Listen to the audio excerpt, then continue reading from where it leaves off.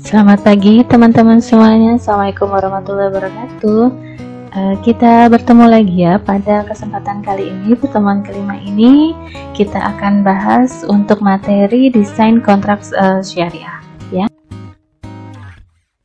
Sebelumnya dalam layanan pembiayaan ada 4 teknik yang perlu dilakukan untuk mendesain suatu akad pembiayaan syariah, yaitu diantaranya memahami karakteristik kebutuhan nasabah ya, kemudian memahami kebutuhan nasabah itu sendiri, kemudian ada juga memahami sumber dari dana pihak ketiga ya bagi bank, kemudian yang terakhir adalah memahami akad fikih yang tepat. Nah, bagaimana dalam hal ini? Dalam yang pertama ini memahami karakteristik kebutuhan nasabah. Nah, teknik pertama yang perlu dilakukan untuk mendesain suatu akad pembiayaan syariah adalah memahami karakteristik kebutuhan nasabah ya. Dalam hal ini terdapat 2 hal yang perlu diperhatikan terkait pada objeknya ya.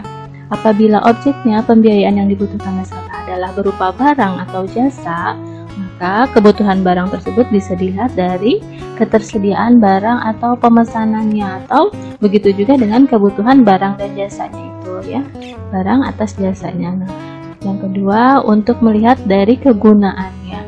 Barang atau jasa yang dibutuhkan nasabah ini akan digunakan untuk kegiatan produktif atau untuk konsumtif. Itu perlu kita pahami dulu, memahami dari karakteristik kebutuhannya ya, dari segi objek dan kegunaannya.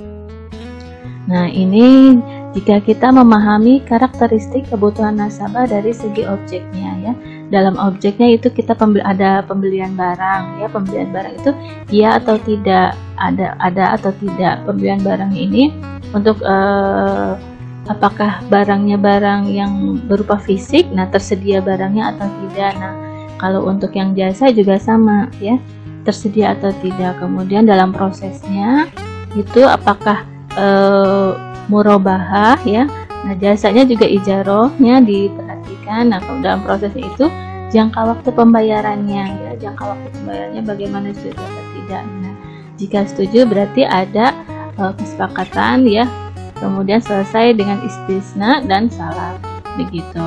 Nah, untuk yang berikutnya ya, jika memahami karakteristik kebutuhan nasabahnya berdasarkan kegunaan dari barang atau jasa itu ya, apakah produktif, jika iya nanti masuk dalam modal kerja, kalau tidak berarti itu masuk dalam konsumtifnya ya. Nah, kalau dalam modal kerja nanti ini kebutuhannya bisa dilanjutkan atau tidak. Kalau misalkan dilanjutkan oke, kalau tidak itu masuknya nanti modal kerjanya masuknya dalam investasi kah. Nah, nanti kalau misalkan oke itu iya ya, itu lanjutkan pada investasinya. Nah, untuk konsumtif itu kan hanya stop ya, karena itu barangnya konsumsi. Nah, boleh dilanjutkan kalau iya, kalau tidak ya sudah, tapi tidak diteruskan begitu ya. Kemudian terkait pada kebutuhan untuk modal kerja, seperti kita ketahui jika kegunaan barang atau jasa tersebut digunakan untuk modal kerja, berarti harus dilihat apakah nasabah telah mempunyai kontrak dengan pihak ketiga atau tidak ya. Nah, untuk yang investasi, dalam hal ini jika kegunaan barang tersebut digunakan untuk investasi, harus dilihat juga apakah pembiayaan tersebut dimaksudkan untuk ready stock atau dalam proses, barang dalam proses. Untuk yang konsumtif dilihat juga, tetap dilihat kegunaannya dibutuhkan untuk konsumtif itu harus dilihat apakah pembiayaannya tersebut berbentuk pemberian barang atau jasa ya, begitu. Nah, ini memahami untuk karakteristik kebutuhan nasabah dalam modal kerja. Kalau setuju ya, oke, dalam kontraknya langsung persiapan untuk pekerjaan konsumtifnya ya. Jika sudah selesai ya langsung pada istisna. Nah, jika tidak, kita harus ada pengadaan barang dahulu ya, kemudian mudharabahnya kecuali untuk pembiayaan usaha yang skala produktif. Nah, untuk kontraknya tidak dilakukan itu berarti ada ready stock, jika iya murabahahnya bagaimana. Nah, untuk ready stock kalau tidak itu berarti ada barang dalam proses. Nah, jika sudah selesai berarti tidak diteruskan ya kalau tidak dilakukan, tapi kalau iya berarti jangka waktunya itu berjangka waktu pendek. Dan selesai langsung salam, atau kalau tidak berarti istisna selesai ya. Untuk yang memahami karakteristik kebutuhan nasabah dalam investasi ya, sama halnya agak mirip dengan modal kerja jika ready stock atau barang ada ya. Nah, jangka waktunya ini kalau investasi itu prosesnya panjang ya kalau dilakukan. Kemudian ada murabahannya juga. Tapi kalau ready stocknya tidak ada, berarti kita juga harus ada pengadaan barang, artinya good in process atau barang dalam proses. Jangka waktunya prosesnya pendek ya, tidaknya seperti itu. Nah, untuk yang memahami karakteristik kebutuhan nasabah konsumtif, nah ini berarti ada pembelian barang ya, ada pembelian barang, kemudian ada ready stock, kemudian barang dalam proses, dan jangka waktunya prosesnya itu pendek ya. Kalau misalkan pembelian barangnya itu berupa jasa, itu berarti ada ijarohnya begitu. Oke. Dalam memahami sumber dana pihak ketiga bagi bank ini, hakikatnya ya dari analisis terhadap kebutuhan sumber dana pihak ketiga ditunjukkan untuk mendapatkan yang pertama, kepastian dari pihak bank terhadap pemenuhan kebutuhan cash out banknya dalam memberikan pembiayaan dapat tertutupi oleh pembayaran atau cash in dari debiturnya ya. Kemudian kepastian bank terhadap kewajiban pemberian bagi hasilnya itu sendiri ya, yang harus diberikan kepada pemegang dana dalam pihak di sini pihak ketiganya ya, dapat ditutupi oleh pembayaran atau cash in dari debitur.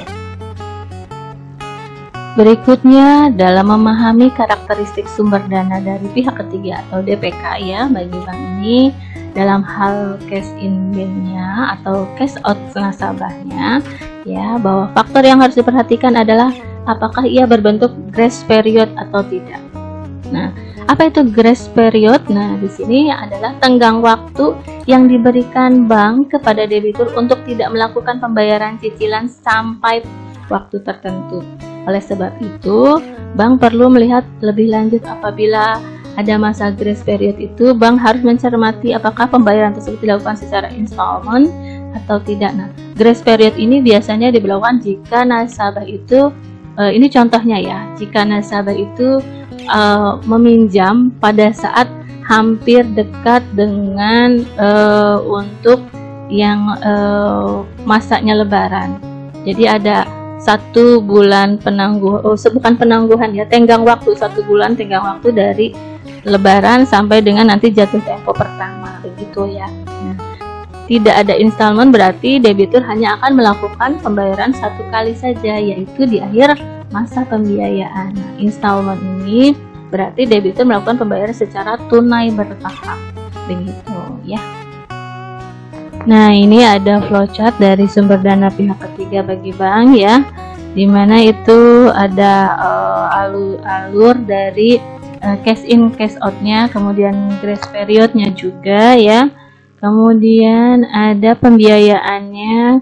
Kalau tadi tidak installment berarti debitur hanya akan melakukan pembayaran 1 kali saja, yaitu di akhir masa pembayaran. Tapi jika installment berarti debitur melakukan pembayaran secara tunai bertahap gitu ya. Untuk yang memahami akad fikih yang tepat seperti apa, teknik keempat ini yang perlu dilakukan untuk mendesain suatu akad pembiayaan syariah adalah dengan memahami akad fikih yang tepat.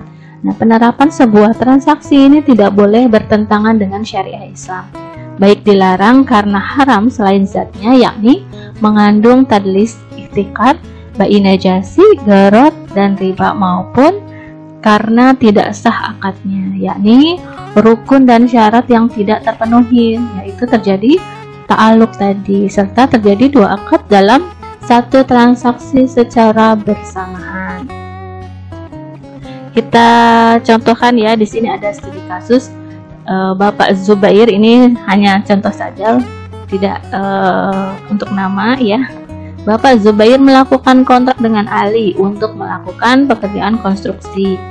Jika Ali membutuhkan modal kerja untuk menjalankan pekerjaan tersebut, akad manakah yang paling cocok digunakan? Nah, kira-kira seperti apa untuk contoh yang untuk ini?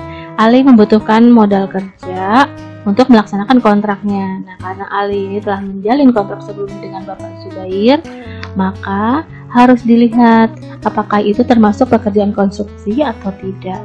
Sebab kontrak yang akan dilakukan adalah pekerjaan konstruksi, maka akad yang paling cocok digunakan adalah istisna tadi.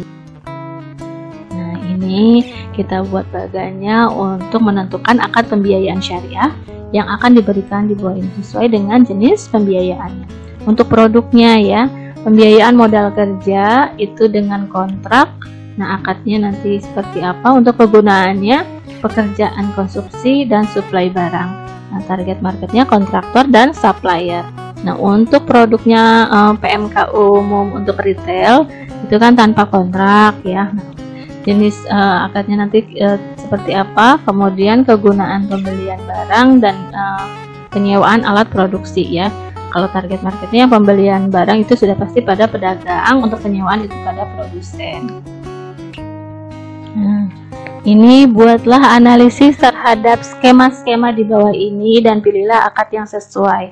Untuk PMK retail umum dengan kontrak ya, ini alurnya, di mana ada pihak bank dan nasabah melakukan akad ya untuk menjalankan proyek usahanya ya, dimana nanti dalam pembagian keuntungannya itu ada nisbah ya, pembagian keuntungan untuk yang bank itu X% dan untuk nasabah sebesar Y% nisbahnya. Kemudian untuk pengembalian modalnya yaitu nanti dari akhir akad ya, pengembalian modal dari akhir akad ke bank ya.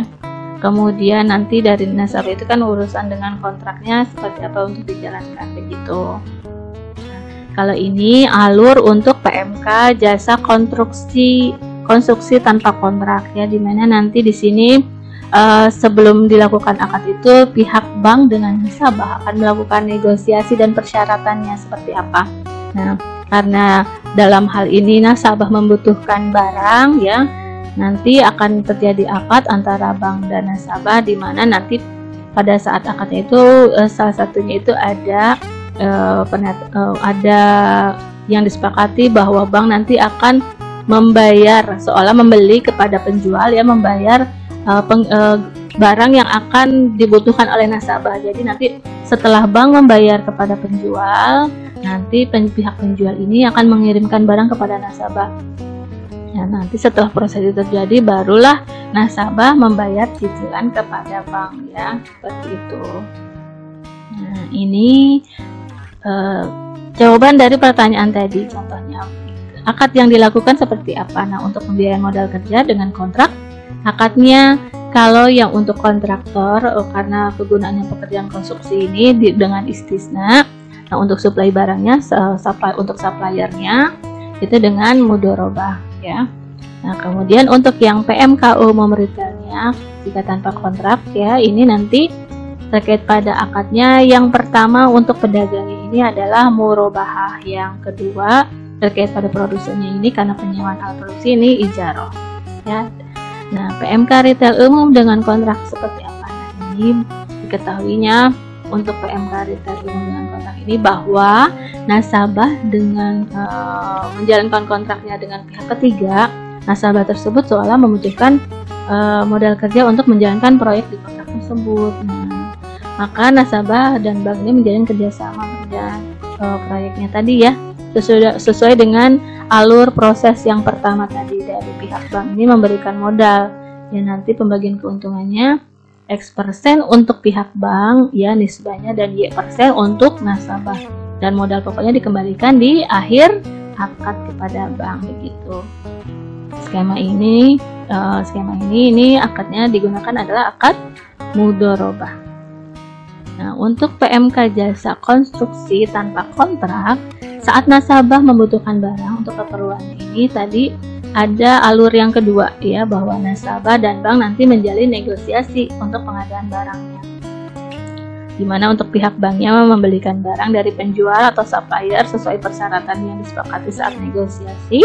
Kemudian setelah itu bank membayar barang kepada penjual, maka nanti secara langsung penjual akan mengirimkannya kepada pihak nasabah. Nah, setelah itu baru nasabah membayar kepada bank dengan harga barang tersebut, ya dicicil, dan marginnya sebesar X% secara cicilan hingga akhir masa akad. Nah, untuk skema ini bisa disebut akadnya itu adalah murabahah taksid. Selesai teman-teman semuanya ya. Terima kasih. Wassalamualaikum warahmatullahi wabarakatuh. Semoga bermanfaat.